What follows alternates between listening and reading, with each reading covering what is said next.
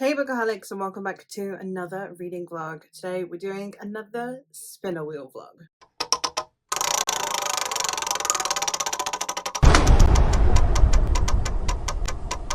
The spinner wheel is one that I use to help randomize my TBR so that I am trying different elements. It also takes away the element of decision because I don't really want to make a decision on my reading all of the time. It's a lot of pressure. I let the wheel do that for me. We'll go through the ones again today, although they are recurring ones. And we have books out of my comfort zone, which on the wheel are represented in the calendar, the phone, and the 2 books. We have my comfort zone, which is represented by the marshmallows and the coffees, and then we have series which only has 1 on here, which is the arrow, solely on the basis that I can't read multiple series in a week. Even my speed can't manage that unless you watch my Elise vlog. There's proof against what I'm saying, but for the most part. Now, the series in here are also short. They're always duologies or series of novellas, and the theme for this wheel specifically is books by Asian authors. It is Asian Heritage Month in the US, so I figured that I would partake and read some books by Asian authors. So let's give it a spin and let's see what we land on, shall we?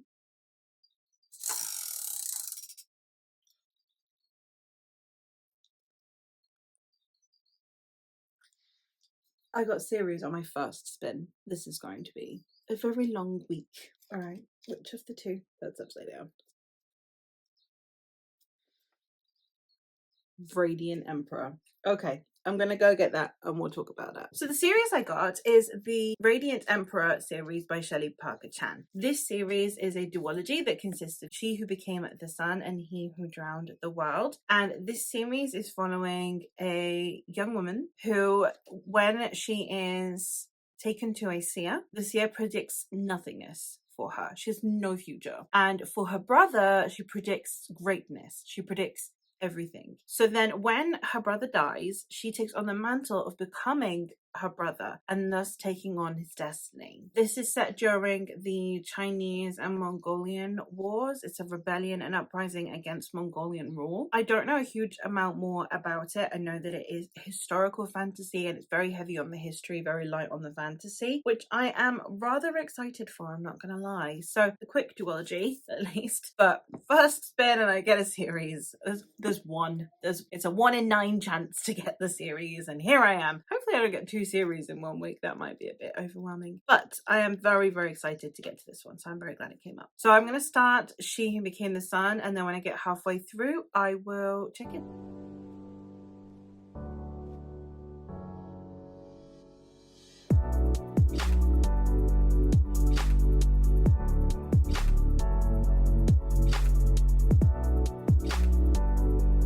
Hey vlog! So I was sat out on my balcony for a little bit reading, so I thought I would come check in. It is now nearly 2 p.m, so my kids will be home soon. I have one home.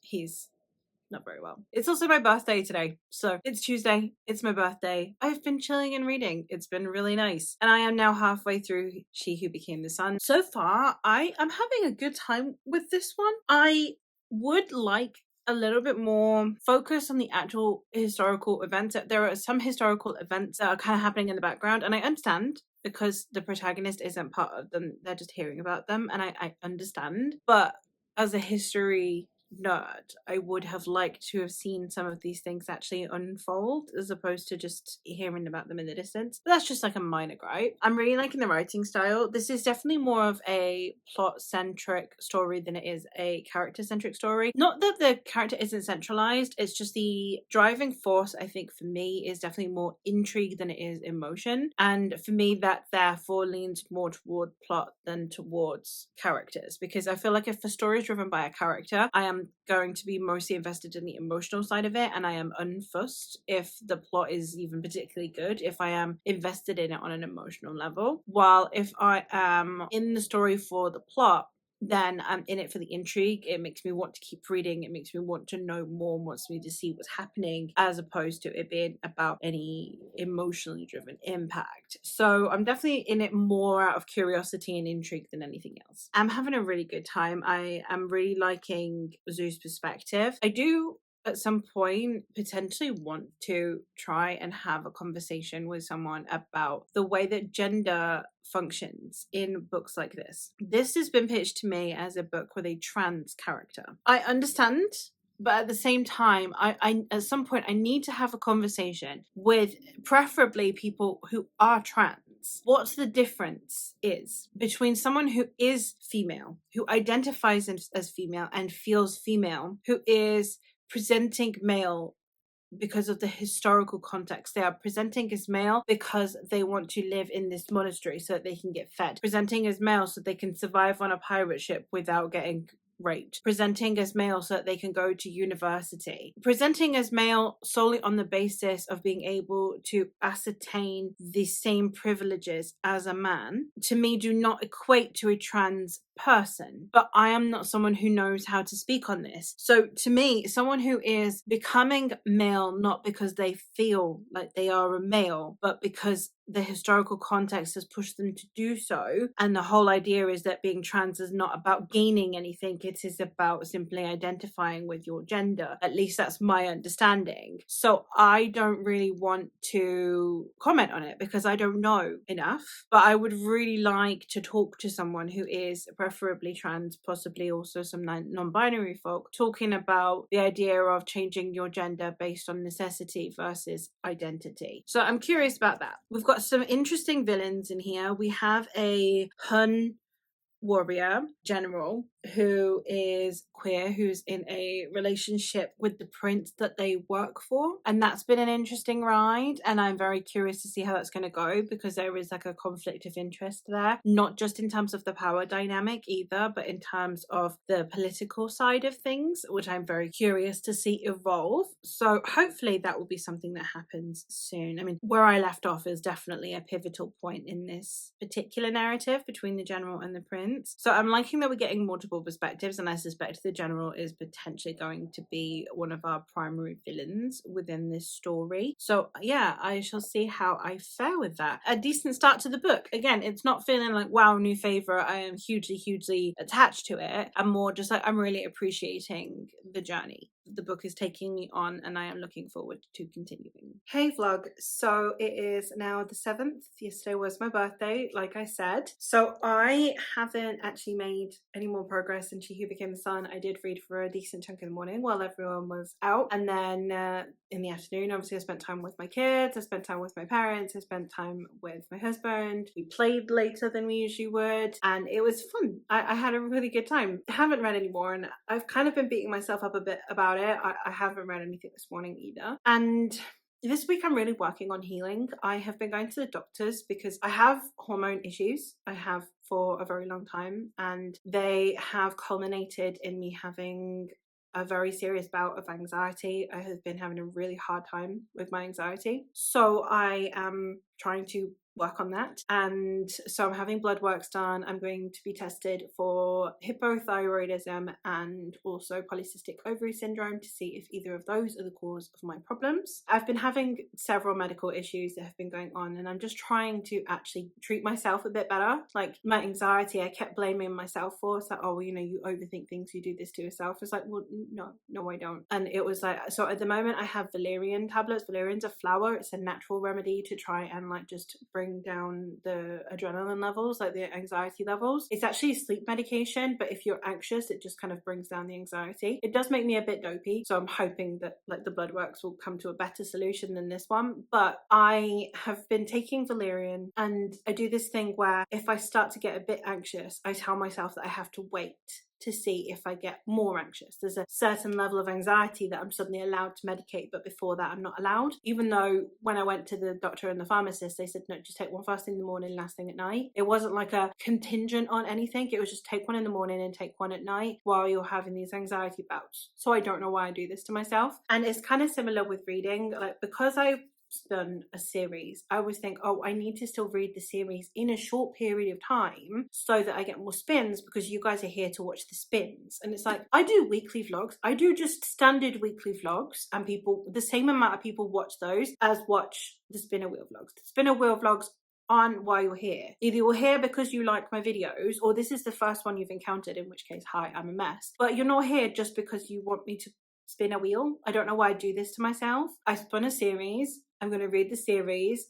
I'm going to take however long it takes to read the series. I'm going to celebrate my birthday and be able to put the book down and not feel guilty about it. And I think especially because last month I read so much, I'm still trying to ride on that high. And my vlogs did get more views last month, but obviously that's probably more to do with Magical Readathon than anything that I'm doing differently. And I'm just like, oh, you know, I was reading like 4 books a week last month. It's like, okay. And if this week the only thing I read is this series, who cares? So I'm trying really hard to be kinder to myself. So I thought, instead of talking about books, because I don't have anything to say yet, and I will probably finish this tonight, which means that I probably won't be able to talk about it tomorrow morning, and then it'll have been a whole day of not checking in. I thought I'd show you the bits that I got for my birthday. I'm celebrating my birthday on Saturday, which is when I would potentially get my presents from my parents and stuff. I have already gotten some presents early. I got a coffee machine, which I've shown in vlogs before. It's currently being cleaned, so you ain't gonna see that in a minute. And then I also got a A3 size printer, and I got a Cricut. Those were my main birthday presents for obvious reasons. But I did also get the most adorably beautiful teacup I have ever seen, a bowl and a plate to go with it. And also I got this candle. Now this candle, my mum has one, and I saw it and she was like, have you seen the candle? And I'm like, yeah, it's pretty. It's gold and sparkly. That's nice. And she was like, no, but look. And me and my usual tolerant self was like, it's the candle. She was like, no, look.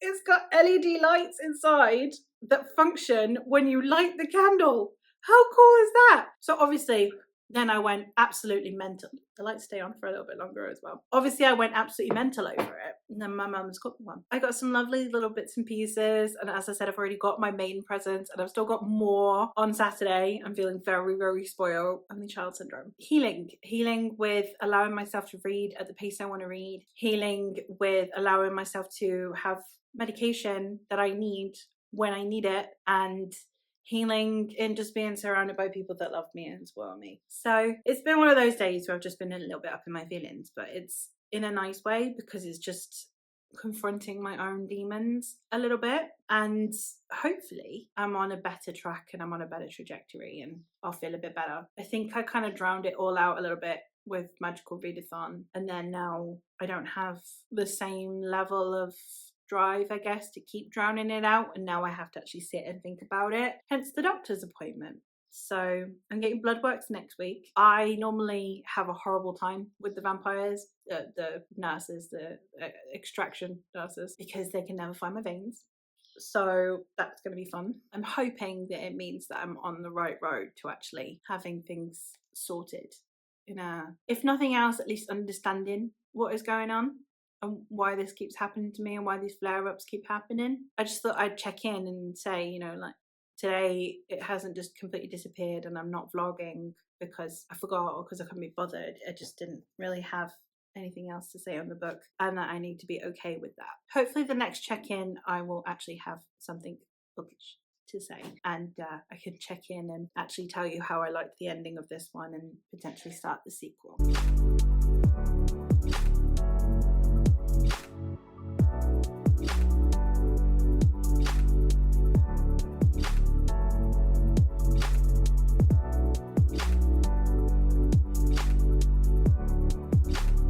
Hey vlog, it's Thursday morning, so I thought I'd check in because I have now finished She Who Became the Sun by Shelley Parker Chan. This one I have ended up giving 4 stars. I did really like it. I was genuinely expecting this to be like new favorite territory. I was expecting to be absolutely obsessed with this book, and while I did really like a lot of the historical elements and the way that it was presented, I really loved the tone of it. I didn't really ever get hugely emotionally invested in the story, and with it being such a character-centered story, that is something that is necessary for me. I've mentioned this a few times, but I am someone who is fine being plot focused or character focused, but then there are certain criteria that they then need to fit. So for example, if it's a plot focused story, I need the intrigue to be really high. I need it to be really compulsively readable and that I can't put it down because I'm so interested in the plot. And if it's a character driven story, then it does need to have a certain level of emotional investment for me to care. Even if I find the protagonist himself dislikable, like for example in The Poppy War, I don't really like Rin, but I am emotionally invested and I can still understand where they're coming from, even though I actively disagree with their choices and their actions. I didn't really necessarily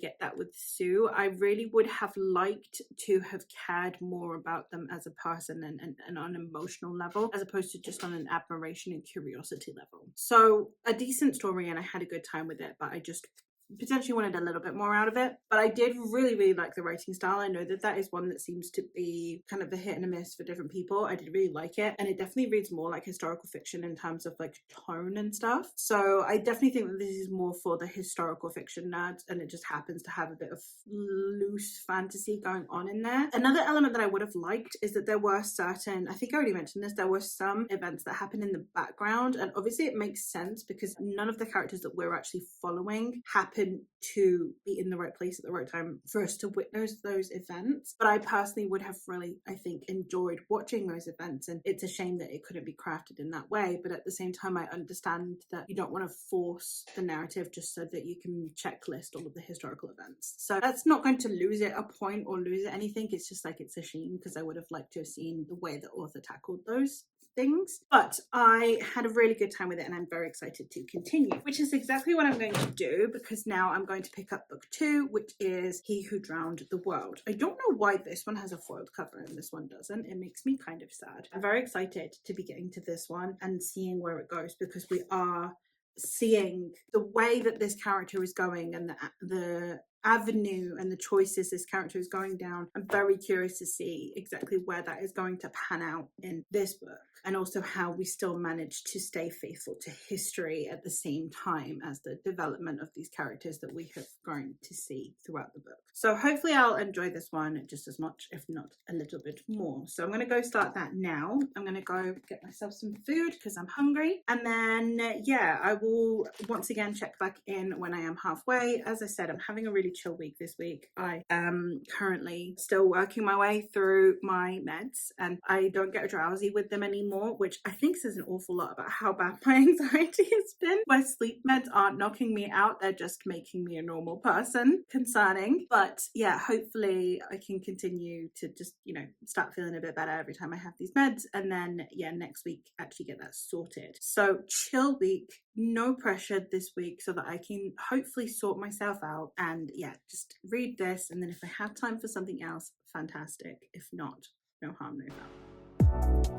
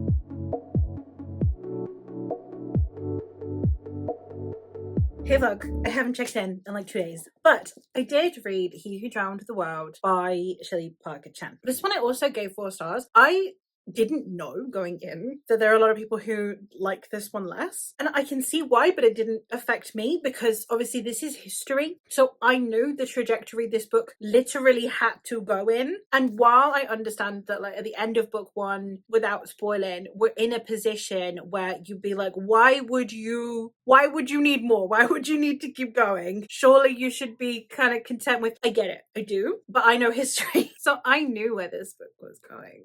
And therefore, just watching it unfold in this way was very exciting. I'm still giving this 4 stars because exactly the same thing as with book 1. I'm really interested by the plot. I'm really interested in the way this author is tackling history. Writing style is fantastic. I don't have a huge emotional connection to these characters. Now, in this case, it probably served me better because the character does some stuff and has some, makes some choices. So it's probably best if I'm not emotionally connected. But when it's a close perspective like this, but you're mostly following one perspective with an additional secondary one in there, when it's not a huge ensemble cast, I do really want to be connected with the character in a way that I just wasn't with these books. So fantastic storytelling, fantastic interpretation of history, had a great time with them.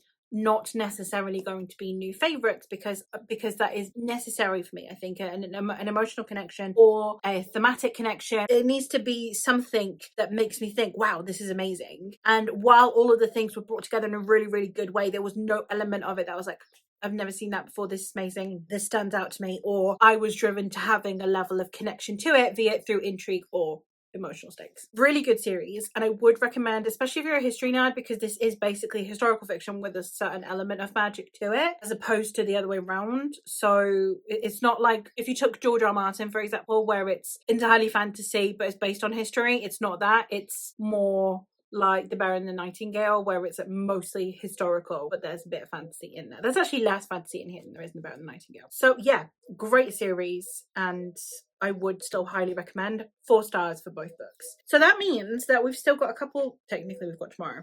So this vlog might go over a little bit, but that's fine. I'm going to go spin one more time.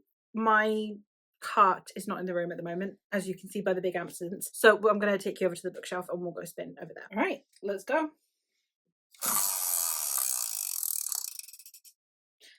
Comfort zone. Everyone's favorite zone. All right. We have The Foxwife by Yangtze Chu. All right, let's go talk about that. I said let's go talk about that. I don't know a huge amount about this. This is a mythology retelling, and it's got some kind of fox spirit wife in it. That's kind of all I know. I have seen it on lists that have other mythology stories that I like. So it's got Circe, or anything by Lucy Harland, anything by Vaishnavi Patel, anything by Genevieve Gornichek. I've seen this on those lists. That's why I own it. I am really hoping that it's a gumiho, because gumihos tend to have like quite a somewhat negative reputation in mythology, and they're normally women. So it'd be very exciting to kind of see if we get a redemption of a gumiho wife maybe in here, but I really don't know a huge amount about it. So the most sensible thing would be for me to go read it and then come talk to you about it. That sounds sensible. Hey vlog, it is Sunday and I thought I would check in because I have now gotten halfway through The Foxwife. I actually managed to get to the halfway point a little while ago. I have been trying to manage my mental health by having Jane Austen films on in the background while I read, and that's just been really soothing because like I love the soundtracks and the atmosphere and the bits like in between chapters. Sometimes I've said this before, but in between chapters I need a moment to like let my mind wander and like think on it, and sometimes like coming back to reality when I'm anxious is a bit much. So I've got the Jane Austen films on that I then also find soothing. So I had Pride and Prejudice on in the background, and I'm about to go start having Persuasion on in the background, and it's lovely because it's just I get the soundtracks and the gentility of those kinds of films all while I'm reading this book. I have my husband sat next to me, he's gaming. It's just lovely. It's a lovely way to spend a Sunday. So yeah, I'm halfway through The Foxwife now and I'm really enjoying it actually. I really love the fact that this is a slightly more modern setting. This is set in 1908. One of the things for me is that obviously whenever we're reading mythology retellings, they're normally in like some bygone era of thousands of years ago, and that's not the case with this one. This one is set, you know, within just over a century, and I appreciate the way that we're bringing this mythology into this industrialized era of China. I love the commentary that we're having around not only industrialization, but on the way that classes are and the way that different genders treat one another, and also the superstition that still remains. And I really like the compromise of the two. You've got this more modern era, you're following a detective, someone who is supposed to be very analytical, but who also very much believes in the foxes and actually thinks of them more as deities. And I'm really appreciating that. We have multiple perspectives, but the two main ones that we are getting are that of Snow, who is a fox, who is out for revenge on the man who killed her child. And then we also have this detective named Bao who is looking into the possible murder or at least unusual demise of this courtesan. And it's a fascinating story, the way that we see the different cultures approaches to foxes as well, because we do see a fox who has come over from Japan, although he is also from northern China originally, and the way that it talks about how they look ambiguously enough from any of these cultures that they can hide amidst the Chinese, Korean and Japanese peoples, kind of meaning that the foxes, so like the gumihos, the nine-tailed fox, or just the Chinese foxes, are all one people and they are not part of Japan, Korea or China. They are their own separate people that are able to blend in with the human cultures that have become Japan, China and Korea. I thought that was fascinating. I really liked that approach to it, because it wasn't like our foxes are different to your foxes. It's like, no, they're all the same. They just present differently in different cultures because they're trying to blend in with those cultures, and I really liked that. So I'm really loving the perspective. The tone of the book is beautiful as well. It's a really lovely written story. Like I said, the setting is gorgeous as well, and the way that you have, it's a bit Dickensian in that sense, the way you have the two kind of classes as well, and the way that we are being shown both the beauty of the landscape and the beauty of this time period versus the hardships and the difficulties that would have been presented to the people of that time period. So I'm really enjoying that. Obviously, the story that we're following of Snow is really heartbreaking as well, because we're following a mother on a trail for revenge, and the descriptions of how she felt like when she lost her daughter was so devastating. It was so sad. So it's been a very fascinating time, I think, as a story to kind of be going through. So I am excited to continue. I'm excited to get to the second half. So hopefully I will be able to do that today, and then I'll be able to check in later and let you know my final thoughts. Hey vlog, I'm here to do my final check-in for this one. It is Sunday evening. I'm about to go have dinner, but I have finished The Foxwife. So I have literally spent all day reading, and it's been absolutely lovely. And I don't have a huge amount more to add, because I don't feel like there was anything hugely drastic that changed in the latter half of the book that wouldn't be spoilery that I could talk about. But lovely consistent book, like all the way through. I felt like the pacing was very consistent. It was one of those that's kind of more slow moving, and there's a lot of intrigue, but not in this like pacey getting a new clue a minute on an investigation, not a finding out a little bit more every 5 seconds. And it's more just, you know, we're slowly moving towards our goal, which was nice. I do really appreciate the social commentary that was in here around the treatment of nature, around the way that we treat superstitions, around the different classes. There were so many things that were discussed in here in a really interesting way that I did really appreciate. So overall, it was a really good book, and I had a really good time with it. I think it's probably going to also come out at like a 4-star. Not for any, like, I can't really pinpoint any one reason that is like, oh no, this book doesn't get a 5-star because of this. Like, normally if I don't give a book a 5-star, it's normally because there's like a thing that I'm like, no, I don't know why this one isn't a 5-star. It just doesn't feel a 5-star. But I'm gonna go run it through CorePile now, and we'll see exactly how I actually end up rating it based on CorePile, and see if CorePile disagrees with me and tells me I should be giving this 5 stars. So let's go do that. Okay, so we have characters. Now on characters, I feel like I need to give it 8 or a 9. I don't know. Is it an 8 kind of character work or a 9 kind of character work? We're going to go with an 8. Then atmosphere, definitely a 9.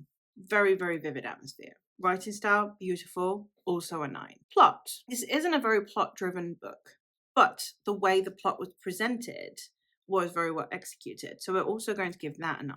Intrigue. My intrigue was very high. Intrigue gets a 10. Then logic. It was neither logical nor illogical. I didn't feel like anything ever felt particularly out of place when it came to the logic. All of the characters had reasonable motivations that were very understandable. I'm going to give that a 9. And then enjoyment, I'm going to give it a 9, which means that it does actually come out just scraping that 5-star, which is very interesting to me, because I don't feel like, wow, this is a new favorite book. But at the same time, if you break it down into parts, there's not really anything that I'm like, no, this deserves less. So I do find the characters very interesting, and I did feel for them emotionally, but they are quite cold and aloof. There's a lot of that historical sense of propriety, of not being too emotive and therefore a little bit distant and a bit closed off, that was expected of the time period, but it felt in keeping with the story. It wasn't like it was that these characters were devoid of emotions, more just the way that it was presented would be timely. So yeah, I guess it does get its 5-star, which is interesting because I normally agree with core pile, or normally core pile gives me an idea of what I'm actually feeling. So that was a very interesting experiment. All right, so now we're gonna go wrap up this vlog.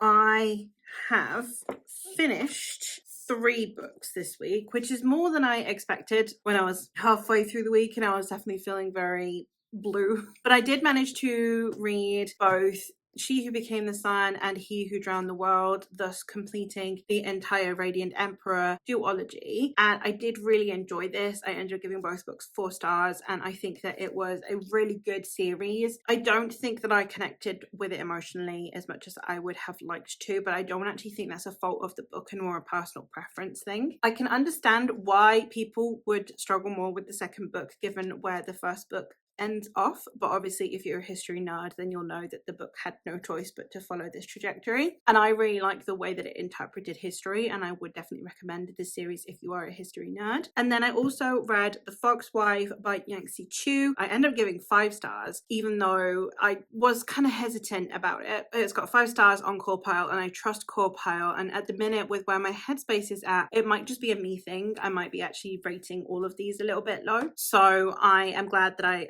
have core pile to kind of help me think these things through when I am not feeling great within myself. I've had a lovely weekend though, so I don't think that's necessarily the case. I think I'm just feeling a bit mixed about this one because I wanted more of a wow factor because I'm such a mythology girly. I have a wow factor. It had a that was lovely but also harrowing factor. I don't know.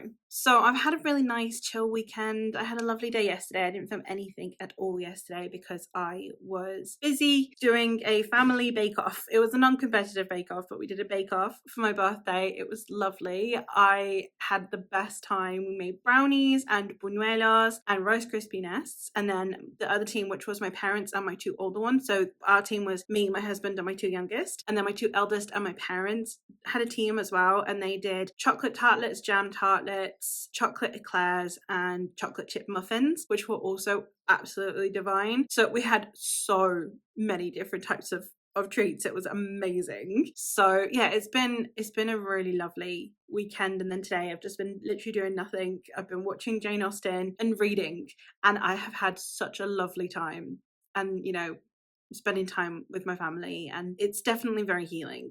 So yeah, lovely weekend, some very interesting reads. I'm on a better trajectory, I think. But yeah, if you've read any of these books and your thoughts on them, or based on my liking of these books, if you can think of anything else that you would recommend, then do please leave that in the comments down below. But that is all for me for today, so thank you ever so much for watching, and I will hopefully catch you in another one soon.